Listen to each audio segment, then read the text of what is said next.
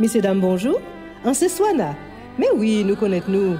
On voulait vous compter avec vous à deux émissions tout neuf, non c'est Jou car ouvert. Parce que nous vivons d'autres gens. Et c'est nous-mêmes, petit à pays là. Jou car ouvert, c'est chaque semaine. Nouvelle table zip, parole à tout le monde et causer en nous avec des invités. Écoutez les anglais, les OP. Si les réseaux et si radio nous tombent d'accord. Vous comptez à dans les commentaires avec l'honneur et respect. En nous aller, Jou car ouvert.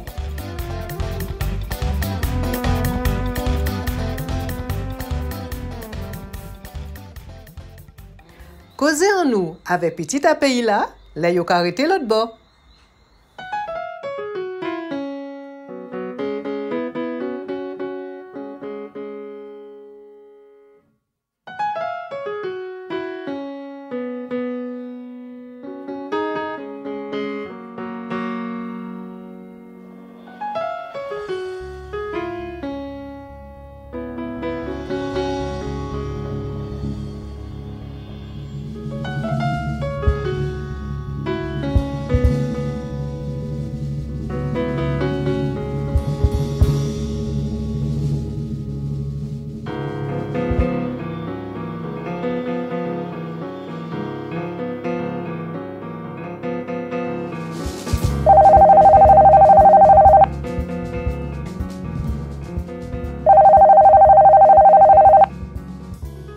Bien bonjour, qui j'en nous?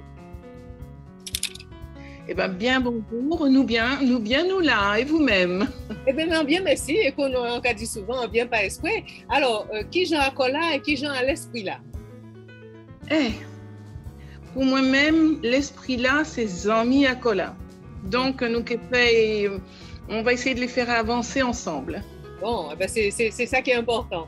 Alors, j'étais ravie de faire ce petit causé avec toi parce que c'est un beau comptage qu'on a un petit peu par le bouche à oreille et puis par des personnes qui se connaissent sans se connaître vraiment, mais qui en fait, une connaissent l'autre. Enfin bon, bref, ces pays-là. Et donc, en fait, je suis d'autant plus ravie que tu es Timoun à pays-là. Donc, tu es né en Guadeloupe. Oui. Tu es né où exactement? Écoute, moi, je vais te dire, en fait, je fais partie de cette génération qui est née en dehors. Je suis née en Afrique. Ah. Je suis née, c'était le temps, longtemps. Ouais. et je suis née en Afrique, je suis née à Madagascar. D'accord. Mais tes parents sont guadeloupéens? Mes parents sont guadeloupéens. Très vite, on est revenu en Guadeloupe. Donc, j'ai souvenir de Pointe-à-Pitre, si tu veux, déjà d'un bébé. Mais pour la naissance elle-même, c'était à Tananarive. D'accord. Et donc, ta petite enfance s'est déroulée en Guadeloupe? Une partie, oui. Une partie de l'enfance, on se partageait entre Madagascar et la Guadeloupe. D'accord. Et tu as vécu en Guadeloupe jusqu'à quel âge à peu près? On a toujours voyagé. Papa était militaire, ce qui fait que tu sais sans doute, à l'époque, on voyageait, on faisait 2 ans dans un endroit et puis 2 ans dans un autre, ce qui fait qu'on n'a pas arrêté de bouger entre l'Afrique, la France métropole, comme on disait, et la Guadeloupe. D'accord. Donc l'Afrique, il y avait Madagascar, mais aussi le Congo-Brazzaville, pour dire. D'accord, donc tu es une grande voyageuse. Comme ça. Grande voyageuse par la force des choses.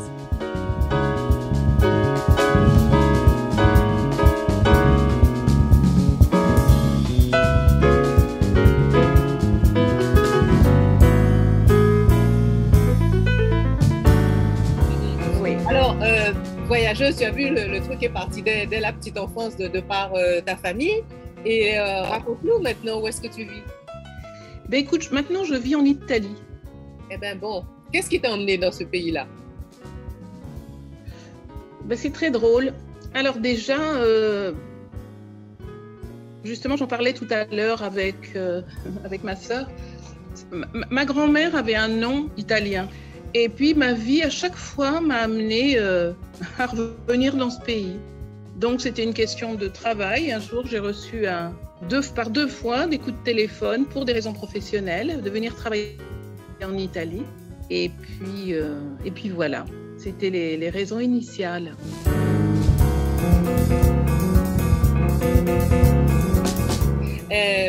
Quand tu dis initial, ça veut dire qu'il y a eu des raisons secondaires dont on parle ou pas? Oui, c'est-à-dire que, en effet, à chaque fois, j'ai trouvé... la première, c'était assez court, c'était pour un contrat assez court. Et le deuxième appel, c'était une maison de disques importante qui m'appelait pour venir enregistrer un disque. Donc ça, c'est le genre de coup de téléphone qu'on n'imagine même pas. Et puis en effet, je suis restée, je crois, j'ai dû avoir un contrat d'environ 7 ans, ou en tout cas j'ai dû collaborer pendant 10 ans avec cette maison de disques qui était assez importante. Et donc voilà mon lieu de travail. Et puis les choses de la vie ont fait que je suis restée longtemps là-bas.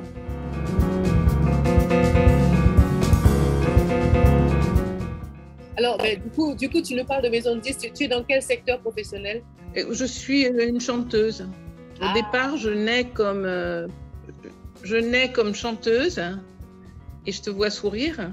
Je nais comme la musique est rentrée par là. La musique est rentrée par là, et puis plus que musique, non seulement la musique, parce qu'en fait la première chose au premier séjour, c'était le premier contrat, c'était avec le cinéma. Donc je suis enregistrée ici comme comédienne au départ, tu vois, alors que ça c'était...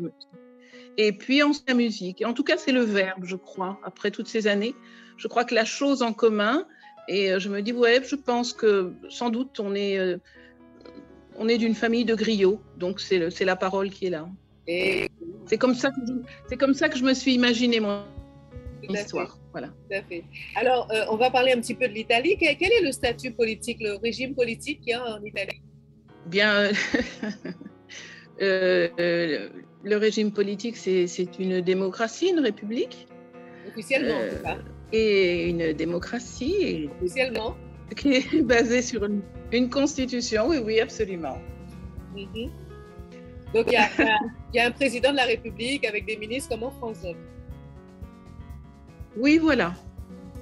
Tout à fait, c'est ça. Mm-hmm. Alors le système des chambres n'est pas le même. Mais... Oui, tu me disais, donc il y a 2 chambres? Non, le principe de la bicamérale des 2 chambres qu'on va retrouver en France n'est pas exactement même qu'en Italie, mais le principe, c'est tout à fait ça, c'est-à-dire que c'est une république et une démocratie. Donc, pourquoi je te pose la question? Parce que, et on était d'autant plus intéressés à Bocante avec toi, parce que au niveau médiatique, on nous a parlé de beaucoup de choses. On nous a dit ce qu'on voulait bien nous dire et qu'on voulait qu'on sache. On nous a parlé de l'Angleterre, on nous a parlé de l'Italie. Maintenant, on n'en parle plus du tout. Donc, s'il n'y a pas vous, nous passons quand il a passé en Italie. Et donc, on était intéressés à ce que tu puisses nous dire un petit peu de ton regard, de ton point de vue, de ton sentiment. Comment est-ce que tu vis cette situation qui est peut-être là, dans laquelle tu es en Italie? Eh bien, ça qu'a fait moi bien plaisir parce que ce qui se passe depuis 2019-2020 est tellement fort. Donc, comme je savais qu'on aurait parlé, je réfléchis, je dis, mais comment est-ce que je pourrais mieux rendre ce que nous sommes en train de vivre ici? Parce que c'est très fort, ça faute ou bonnement. Et jamais, dans mon existence, je m'étais trouvée dans une situation où chaque individu, chaque citoyen était obligé, de par la force des choses, à se poser profondément des questions sur soi-même. Tu vois, que ce soit pour des questions sanitaires, que ce soit pour des questions maintenant d'un autre ordre avec ce qui est en train de se passer avec la guerre là, qui est Ukraine-Russie. Et il y a des grandes positions, des grandes questions qui se posent et curieusement, ici comme ailleurs, comme beaucoup d'endroits, les personnes, ou le pays en tout cas, est souvent scindé en 2. Il est scindé, mais la vérité n'apparaît pas forcément évidente. C'est-à-dire qu'il y a des positions, je pense que tu me comprends, et si je ne suis pas claire, s'il te plaît, demande-moi de préciser. Mais on a l'impression, je vois, j'ai essayé, bon, en Kebausa, comme ça, j'ai vu des choses être dites et puis le contraire être démontré, ou en tout cas être proféré.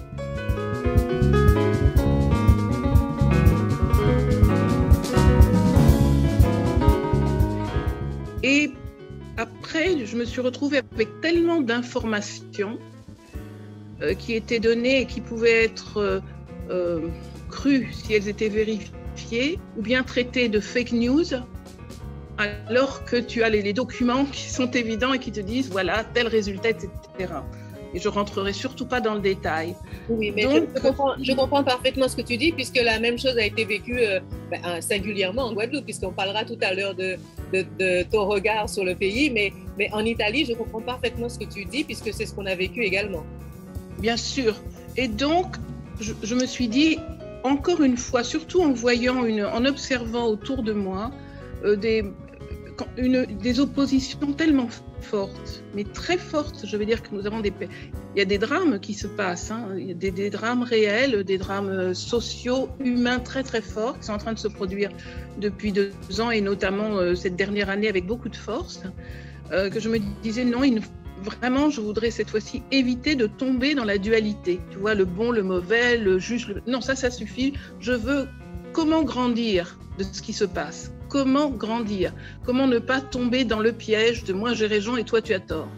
Causer en nous avec petit à pays là, là yo arrêté l'autre bord. Ça, je ne veux plus entendre ça. On a trop souffert de ça. Donc, c'est peut-être l'occasion je sais pas, de sortir de la dualité pour essayer d'ouvrir notre œil intérieur, notre sagesse. Hein, chose qui est très développée en Guadeloupe, cette façon d'aller chercher au-delà des apparences et dans le profondeur des choses. Donc, qu'est-ce qui se passe? Eh bien, la vérité, normalement, elle est une. Il y en a une de vérité. A priori, ben là on en a plusieurs et il y a tellement d'informations sur le web, sur les choses, que la vérité un peu peut se perdre. Donc, en ce qui me concerne, j'ai décidé de rester toujours à la recherche et d'écouter ma voix intérieure, profonde. Pour le moment, tant que je n'aurai pas pu vérifier les informations auxquelles je fais référence, voilà. Mais en attendant, eh ben, j'écoute ma petite voix, j'écoute ce que mon cœur me dit, comme aurait dit ma maman, vraiment pour rester au moins fidèle à moi-même et surtout essayer d'éviter de juger et d'alimenter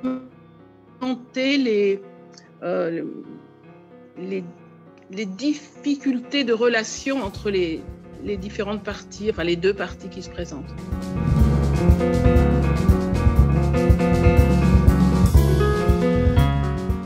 Tout à fait. Et c'est exactement le comportement que 75% des Guadeloupéens, dès le départ, ont adopté. Ils ont écouté leur cœur. En parlant des Guadeloupéens, est-ce qu'il y a une communauté de Guadeloupéens importante en Italie ou peut-être dans l'endroit où tu vis? Écoute, nous sommes très peu les Guadeloupéens depuis des années. Hein. Ça fait entre 30 et 40 ans que je suis en Italie. Nous sommes très peu nombreux. La seule communauté Caraïbe, là ça prend son sens. On peut se rencontrer, mais très très peu. J'ai eu quelques amis haïtiens, etc. Par contre, je fais partie de la communauté diaspora africaine. Mes contacts avec la communauté africaine qu'avec antillaise, puisque ici elle n'aurait pas de dimension suffisante. Voilà. La communauté guadeloupéenne n'est pas très développée en Italie, donc. En tout cas, pas à ma connaissance. Il y a une très forte communauté capverdienne, et puis africaine, congolaise, malienne, gabonaise, etc. Oui. D'accord. Donc le continent. Tu disais à l'instant qu'il y a plus d'une 30aine d'années que tu vis donc en Italie. Oui, avec des voyages, hein, mais, oui, bien sûr. Mais, ton siège social actuellement est en Italie depuis une trentaine d'années, on va dire. Voilà, d'accord. Voilà. Dans cette gestion de crise, hein, parce que de toute façon, qu'elle soit sanitaire ou autre, c'est une crise. Est-ce qu'il y a des choses qui t'ont marqué en particulièrement, notamment comment est-ce que comme enfin je veux dire en Guadeloupe et en France, est-ce que ça a été surtout géré par des restrictions? Excuse-moi, il doit y avoir une difficulté, je n'ai pas entendu ta question. Est-ce que ça a été, ce que tu peux redire? Est-ce que la gestion de cette crise, puisque quel que soit le nom qu'on lui donne, qu'elle soit sanitaire ou politique ou sociale, ou, peu importe, est-ce que la gestion de cette crise en Italie, de ton point de vue, de ce que tu as pu observer et ressentir, était essentiellement faite par des restrictions, et si oui, par lesquelles? Alors oui, bien sûr, des restrictions. Alors en effet, il s'agit bien d'une crise, immense. Les restrictions, ce sont des restrictions un peu, je crois qu'elles peuvent être un peu similaires à ce qu'on a pu voir je dirais dans la France hexagonale. Et puis, c'est-à-dire, on a eu les confinements, on a eu les masques, la difficulté de comprendre ce qui se passait. Et puis après, quand les choses ont avancé, quand le recours aux soins, je vais appeler ça comme ça, la question a été mise en question. Alors, il y a eu de véritables questions et de véritables différences qui ont été posées. Donc, sur le choix. Alors, vous avez eu le confinement, vous avez eu les interdictions ou les limitations de déplacement, vous avez eu les couvre-feux, vous avez eu tout ça. On a eu tout ça, on chantait la première. Voilà, on a eu très peur au départ. Tout le monde avait peur. Les personnes de la santé étaient vues comme des héros. On chantait tous les soirs à 6 heures l'hymne italien. C'était quelque chose d'extraordinaire. Donc, on ne vivait pas ça comme une limitation. On vivait ça comme un essai de résistance pour vivre, hein, puisqu'au départ, on ne savait pas de quoi il s'agissait. Et puis, très vite, les choses ont évolué d'une façon inattendue. Alors, excuse-moi de t'interrompre, mais je comprends la sidération au départ avec la peur qui a été bien orientée, mais la peur, est-ce que vous avez observé de manière concrète des éléments qui pouvaient justifier votre peur? Est-ce que vous avez vu, par exemple, des gens tomber dans les rues? Est-ce que vous avez vu dans votre environnement proche, effectivement, des gens complètement atteints par une maladie inconnue? Comment est-ce que vous avez constaté la cohérence de cette peur avec ce que vous viviez sur le terrain? Eh bien, hélas, j'ai vu des gens qui ont été atteints de la maladie et qui en sont morts. Donc, oui, nous avons vu aussi Non, c'était quand même c'était terrible. Je dirais, il y avait de véritables raisons de peur. Il n'y avait aucune raison de douter du fait qu'il était en train de se passer quelque chose d'extraordinaire et de grave. Et puis, je veux dire qu'il y avait ça a été savamment aussi, comment dire, je veux dire que les médias alimentaient énormément cette réalité. Donc, personnellement, j'ai eu connaissance de personnes qui travaillent en hôpital, en lieu hospitalier, ou qui ont subi la maladie et en sont décédés ou qui n'ont pas pu supporter la maladie. Donc ça, c'est vrai. Mais pour ce qui est des nombres et des chiffres, tu sais, le seul pays que je connaissais, enfin la seule région du monde que je connaissais où on lisait la liste des morts et les noms, c'était chez nous. Donc on écoutait à la radio pour savoir qu'est-ce qui s'est passé, etc. Ouais. Et bien là, d'un seul coup, l'Italie était devenue très, très, je dis ça entre guillemets, mais très, très antillaise, puisque j'ai tant de morts aujourd'hui, etc. C'était c'était quand même très, très, très souligné, à mon avis. Il y avait une promotion de la chose, tu vois, donc on ne comprenait pas. J'ai aussi des amis, pour dire, qui sont décédés de maladies et qui étaient également atteints, sans doute, en tout cas positifs au Covid, et qui ont été déclarés décédés du Covid, alors qu'ils avaient des pathologies bien plus importantes, qui était la raison de leur décès. Voilà, je le dis pour le dire, puisque c'est évident, mais il faut le préciser. C'est-à-dire qu'il y a eu une généralisation des choses et une généralisation de cette information et surtout pas la possibilité effective de pouvoir aller vérifier les données. Donc, on ne pouvait que croire. Et qui aurait l'idée d'aller douter ce que nos médias peuvent nous dire, non? Oui. Donc, c'était un peu le paradoxe. Et donc, en fait, ça peut paraître évident, mais auparavant, il n'y avait pas d'avis d'obsèques en Italie. On allait sur le journal pour savoir qui était décédé. Bah, bien sûr. Mais là, tout le nombre des morts, on ne donnait pas les noms, mais le nombre, oui, était absolument dit tous les soirs, etc. Et je dis, mais un cahier, qu'est-ce qu'il leur prend? Qu'est-ce qu'il fait?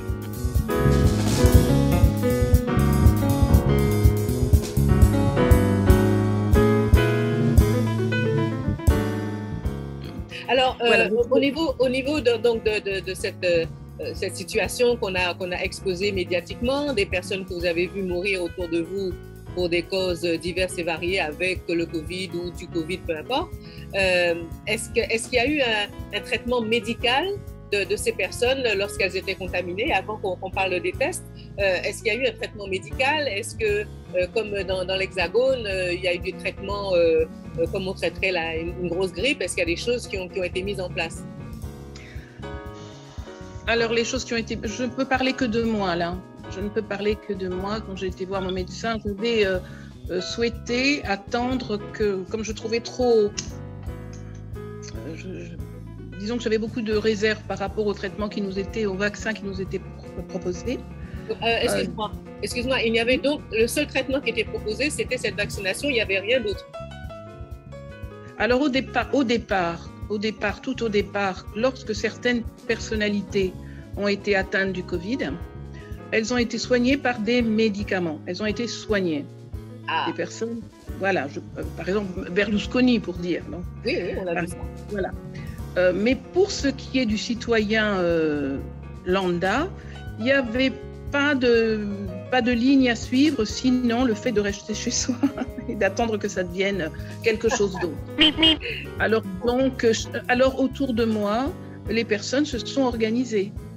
Les personnes ont été recherchées ce que nous savons, c'est-à-dire renforcer le système immunitaire, protéger la vie, voilà. Donc ça, c'est ce qui s'est passé.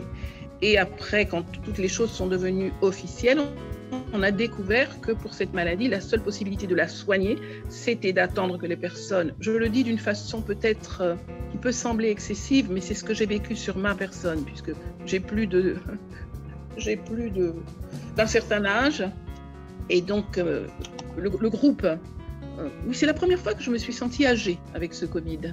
Parce que d'un seul coup, vous faisiez presque plus partie de la société, alors que nous sommes encore bien là, ne vous déplaise, ou bien vous plaise. Et donc la possibilité, c'était, si jamais vous êtes atteint du Covid, eh bien vous attendez, vous prenez ce qu'on appelle ici de la tachypyrine, paracétamol, et puis vous attendez que ça devienne un petit peu plus important pour qu'on vous emmène à l'hôpital. Donc moi, je me suis soignée avant. Oui. C'est-à-dire que j'ai renforcé, j'ai fait en sorte à ne pas tomber malade. En tout cas, pas plus malade que ça. Voilà, non, j'espère que ça continuera. Mais donc, je fais de la prévention. Voilà, tout à fait. Oui, parce qu'effectivement, quelque part, passé 50 ans, on n'était plus utile à la société. Et si on disparaissait, c'était pas plus mal.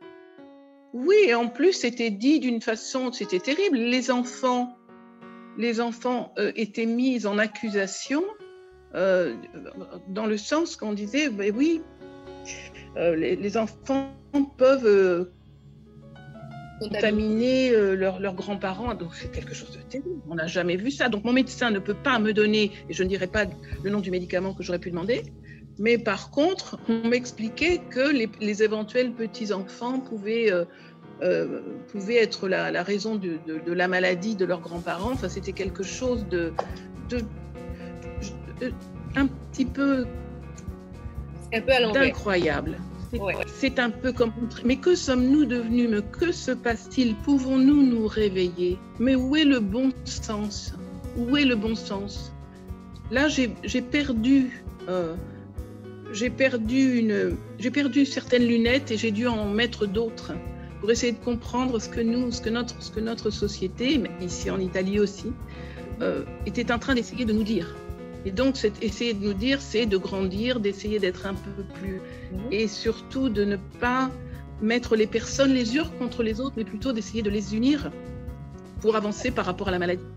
Justement, alors dans cette histoire de dualité, c'est arrivé juste à propos lorsque leur histoire de vaccination universelle, je dis ça ironiquement et avec tristesse, parce qu'en fait, il semblerait qu'il n'y ait qu'une seule vaccination qui existe, une seule maladie qui existe.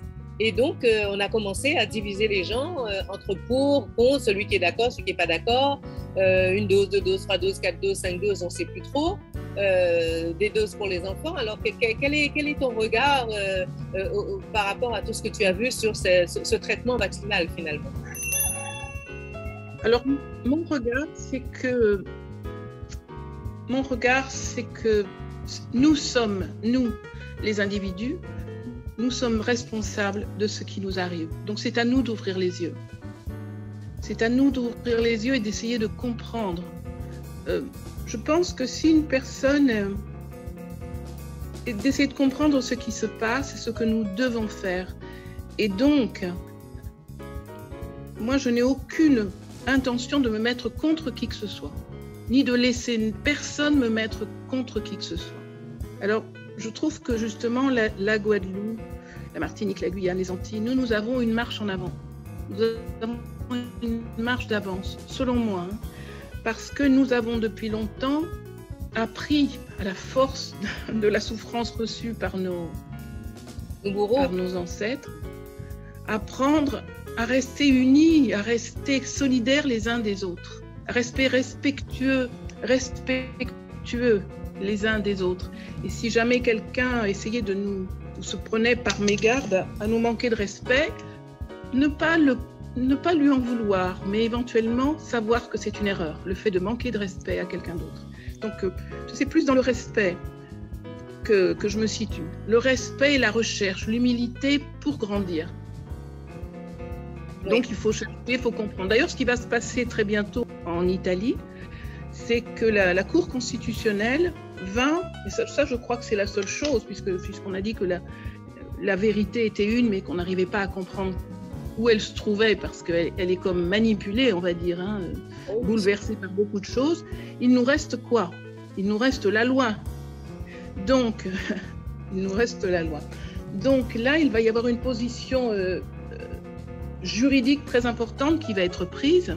Et la Cour constitutionnelle va, d'ici quelque temps, donner sa position par rapport au fait à la reconnaissance légale ou pas, donc la légalité, du fait d'imposer une certaine thérapie à une population ou pas. Donc, selon ce que la Cour constitutionnelle va décider, au moins nous aurons un véritable point de réflexion. Parce que tant que ce n'est pas fait, les uns parlent, les autres parlent, et il est difficile de tirer une véritable position, je ne dis pas un avis, mais une position par rapport à ce qui se passe. Là, d'ici quelques temps, nous saurons au moins ce qui est légal et ce qui ne l'est pas, de fait. Causer en nous, avec petit à pays là, là, il y a arrêté l'autre bord. Et donc, ça veut dire que jusqu'à présent, il n'y a pas dans ce pays de loi qui oblige, comme dans l'Hexagone, une certaine catégorie de la population d'avoir ce traitement vaccinal? Non, il semblerait même qu'il y ait même dans la loi, je ne suis pas une juriste, donc je ne me permets pas de citer la loi ni de la dire, mais qui demande à ce que chaque personne soit responsable pour soi-même, n'est-ce pas, du fait de pouvoir se soigner selon prendre un vaccin ou pas, surtout ou une thérapie ou pas, etc. Donc il y a une responsabilité à décider de soi-même. Voilà. Alors est-ce que ça c'est possible de le faire lorsqu'il y a des problèmes d'épidémie ou de pandémie? Ce sont les spécialistes qui vont pouvoir répondre. Et là, c'est la Cour constitutionnelle qui va décider de dire est-ce que c'est possible d'imposer à des personnes de se soigner selon de telle ou telle manière, ou bien est-ce que ce n'est pas possible, ce n'est pas prévu par la loi, en tout cas ce n'est pas accepté par la loi. Nous le saurons. Donc pour le moment, nous sommes encore en 2022 dans un grand point d'interrogation, mais une réponse, un point d'exclamation va sans doute être donné. On va découvrir ce que ce sera. Donc si je comprends bien, actuellement en Italie, il n'y a pas d'obligation vaccinale. Alors, j'ai eu une coupure de son, je n'ai pas entendu. Si tu comprends bien? Je disais, si je comprends bien, actuellement en Italie, il n'y a pas d'obligation vaccinale. Bien sûr qu'il y a l'obligation vaccinale, absolument. Mais absolument. Par rapport au pass vaccinal ou bien simplement pour une catégorie de la population? Alors, c'est général. C'est, bon, maintenant, avec les dates, les choses évoluent. Mais il y a l'obligation vaccinale, il y a le Green Pass, il y a le Super Green Pass. Oh là, tu vas trop vite. Alors, qu'est-ce que c'est Green Pass, Super Green Pass? Qu'est-ce que c'est que ça encore? Alors, le Super Green Pass, c'est lorsqu'une personne a fait tous ses vaccins et toutes les doses, la 3e dose, je ne sais plus, enfin. Ça, c'est le Super Green Pass. Oui. Le Green Pass, c'est le pass qui va pouvoir témoigner du fait que ou tu as une protection vaccinale, ou bien tu as eu le Covid et donc tu n'es pas en risque ou tu ne mets pas en risque ton entourage et tu en es guéri, ou bien tu as fait un tampon qui témoigne du fait que tu n'es pas positive au Covid. Ça, c'est le Green. Donc en fait, c'est l'équivalent du pass sanitaire et du pass vaccinal chez nous en fait. Oui. Ouais, d'accord, ok. Alors, on dit 2 mots rapidement sur les tests, tests salivaires, tests PCR, tests antigéniques. Qu'est-ce que vous avez comme test pour savoir quelque part si on est malade, puisqu'il paraît que le corps ne dit plus si on est malade. On va très bien, mais il faut faire un test pour savoir si on est malade et si on est contagieux. Qu'est-ce que vous avez chez vous comme dépistage? Ben, on a le même, c'est le même principe. On a les mêmes marges. Le test rapide que nous faisons prend en 15 minutes, donc pour avoir la réponse. L'autre prendra un peu plus de temps. En général, la population fait appel quand elle doit se déplacer, si elle a besoin, si elle n'a pas ces autres Green Pass, ces autres passes, je veux dire, si la personne est vaccinée ou pas, selon. Donc, elle va pouvoir se passer d'un test ou pas. Voilà, parce qu'il y a aussi des personnes, qui, tout en étant vaccinées, qui vont tout de même faire un test parce qu'elles savent qu'elles vont rejoindre ou être en présence d'autres personnes et elles voudraient savoir leur position réelle, puisque on se trouve avec le fait de pouvoir être même vacciné, c'est le paradoxe de pouvoir être vacciné, mais quand même positif au Covid. Voilà, donc les personnes qui font le test aussi pour vérifier qu'elles sont bien saines et qu'elles, voilà. Mais dans ce cas-là, c'était peut-être pas la peine de se faire vacciner, autant faire un test directement. Enfin. Nous sommes bien d'accord, mais nous n'en parlons pas. Je veux dire, voilà. Ouais, comme on dit chez nous, parole coûte. Vous êtes à combien de doses là actuellement? On arrive à la 4e. Hein. Ah, très bien. Et donc c'est aussi à peu près tous les 3-4 mois? Oui, selon, j'imagine, selon. Oui, à peu près. Alors, quel est ton regard sur ce qui se passe en Guadeloupe, sur la manière dont les choses sont traitées? C'est drôle, mais je ne m'étais jamais sentie autant guadeloupéenne que ces dernières années. Boulot. J'ai vraiment ressenti, bon, encore une fois, ce qui m'intéresse, c'est le bon sens, c'est l'humanité. L'humanité dans le sens de protéger la vie. Hein. Ce que je voudrais dire aussi, pour ne pas sembler être simplement, mais parce que trop simple, tu vois, avec une seule façon de penser, je vois des personnes qui sont, mais vraiment de bonne foi, autant avec une conviction, j'appelle conviction, avec une autre. Et selon la conviction, le credo de chaque personne, j'entends des démonstrations où je vois des démonstrations absolument cohérentes. C'est ça qui est aberrant. Il faut aller plus loin, il nous faut vraiment aller plus loin, approfondir et sortir le mensonge. Le mensonge a les jambes courtes. Hein. Sortir du mensonge, parce que ça, quelqu'un ment toutes les choses. Ou il est 2h de l'après-midi, ou il est 2h du soir, mais ce n'est pas la même heure. Donc, définissons un peu nos références. Voilà.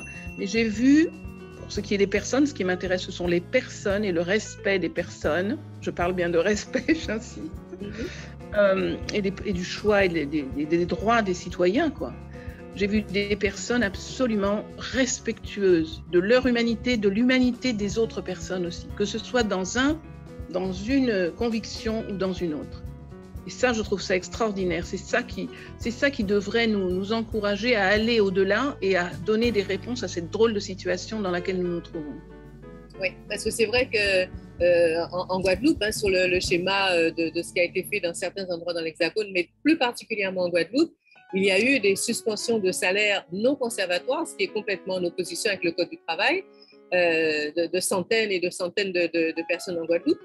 Une question en passant, il y a eu des suspensions de salaire aussi en Italie pour le personnel qui ne voulait pas…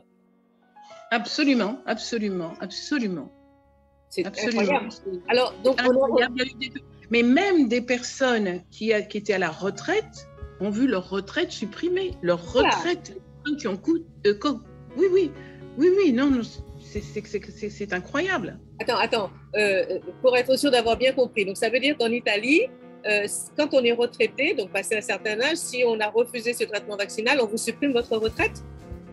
Cela a été fait jusqu'à, je ne sais plus, jusqu'à il y a un mois, je crois, parce que maintenant, nous ne sommes plus avec la même urgence de demande de passe, par exemple. Non, mais donc j'ai vu des personnes ne pas pouvoir toucher leur retraite. Oui, des gens à la pente en retraite. Et donc, ça crée des drames sociaux terribles. Il y a des drames sociaux terribles. Et je ne pense pas que nous soyons sortis de cette situation. Mais justement, en parlant de sortie, et je vais te laisser vaquer à tes occupations, en tout cas, nous sommes très, très contents de cet échange. Comment est-ce que toi, personnellement, tu imagines, tu espères ou que tu penses que cette affaire-là se termine? Je dis souvent dans les beaux comptages, là, on vient commencer, il faut y bout. Donc, il faut y bout au lait. Qui j'en veux pas voir ça? Eh bien, je peux te dire ce que j'espère. Oui. Ce que j'espère, c'est que finalement, les yeux vont s'ouvrir.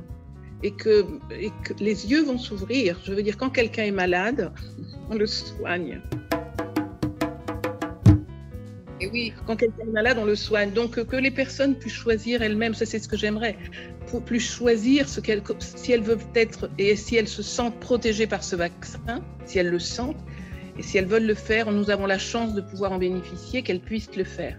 Si les personnes n'ont pas ce sentiment, je dis bien sentir, je parle de l'intelligence profonde, la vraie, celle qui bien souvent est sous-estimée. Hein.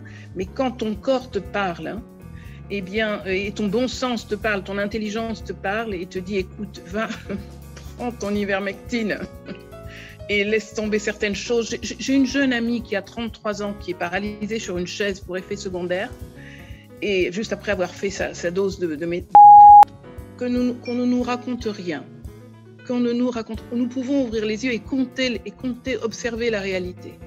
Donc j'ai vu des gens guérir, j'ai vu des gens protégés, j'ai vu des gens blessés, comme nous tous, hein, par une situation ou par une autre. J'ai vu aussi des gens décédés parce qu'ils n'avaient pas été peut-être protégés suffisamment. Donc on a une vraie question qui se pose. Et je pense qu'en réfléchissant et en s'écoutant, on peut déjà savoir soi-même par rapport à soi-même ce que l'on veut faire, tant que la science, et je dis bien la science médicale, pourra nous donner ou saura nous donner des réponses claires. Ce sera intéressant de les suivre. Mais tant que la science médicale sera dans un chemin de recherche, ce serait merveilleux de pouvoir dire nous sommes dans un chemin de recherche, donc soyons humbles, nous ne savons pas encore. En tout cas, c'est ma lecture. Voilà. Ma lecture peut être certainement limitée, mais en tout cas, c'est la mienne. Et ça, c'est ce que j'espère. Moi, j'espère dans l'humaine condition, j'espère dans le respect des êtres, j'espère dans le respect des droits de chacun. Eh bien, que le Dieu et les esprits des ancêtres t'entendent, parce que c'est vraiment ce que nous souhaitons tous. Moi, je suis ravie d'avoir eu ce contact et ce beau contact avec toi. Restons en contact pour qu'on puisse savoir un petit peu ce qui se passe en Italie, que tu saches ce qui se passe dans notre pays, que tu puisses te réancrer dans le pays aussi, tout en n'étant pas là, mais quand même avec nous, parce que ça nous fait plaisir. Et puis, écoute, continue à prendre soin de toi, de tes proches, et puis j'espère à très bientôt. Merci, je te remercie infiniment. Je suis vraiment contente, ravie de t'avoir rencontré, d'avoir participé, d'être invitée à ton beau cantage, à ce beau cantage. Et la Guadeloupe est toujours dans mon cœur. Donc, je serais ravie de temps en temps éventuellement de donner un signal et comme ça, de rejoindre cette partie de moi qui est toujours là, si forte, si belle et si généreuse. C'est la Guadeloupe, c'est les Antilles et c'est nous toutes. Eh bien, écoute, on est ravis de savoir que la Guadeloupe est toujours dans ton cœur. Pour que tu restes toujours avec nous et parmi nous et avec nous, on continuera à lionner, à bocanter avec toi de temps en temps, puisque maintenant, on a des moyens de communication qui nous permettent de le faire plus facilement. Et comme ça, tu te sentiras encore un petit peu plus chez toi. D'accord, ben avec plaisir, avec plaisir. Merci beaucoup, à bientôt. À bientôt, alors force en pile et limier en pile. Merci en pile, à bientôt. À bientôt. Vous voulez vous compter dans ces paroles-là? Ça simple, laissez un message dans les commentaires, voyez un message privé pour moi, ou voyez un mail, joukaouvert@gmail.com. En certain nous que trouvons gens pour nous arriver à enregistrer nous. Nous prenons? Alors à pita.